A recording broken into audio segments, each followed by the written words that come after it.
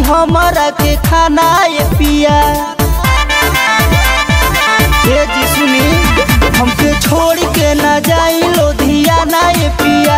निक लगी नहीं हमारा के खाना ये पिया। अपने शहर में कमाई राजा जी, अपने शहर में कमाई राजा जी।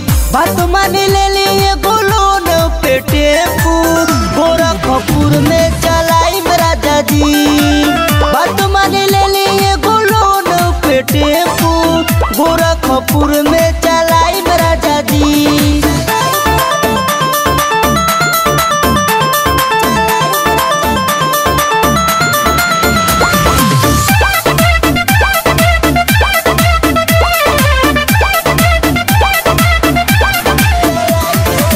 दिन भर कही रहती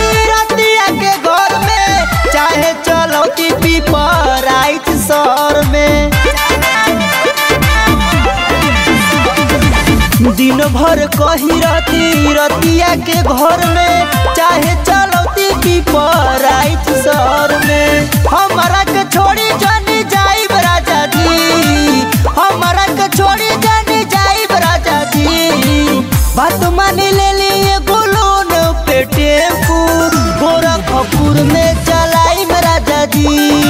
बात मान ले लिए गोलोन पे टेपू, गोरखपुर में चलाई राजा जी।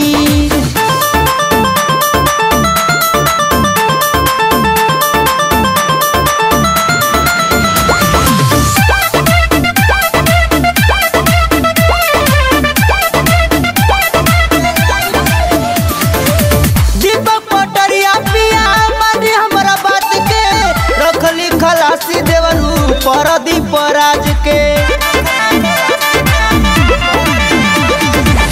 दीपक पटरिया पिया मानी हमारा बात के, रखल खलासी देवरा परदीप राज के।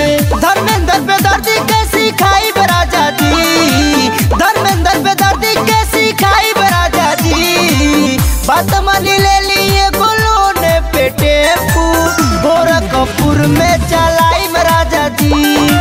बात मानी ले लिए गोलोन पे टेपू, गोरखपुर में चलाई राजा जी।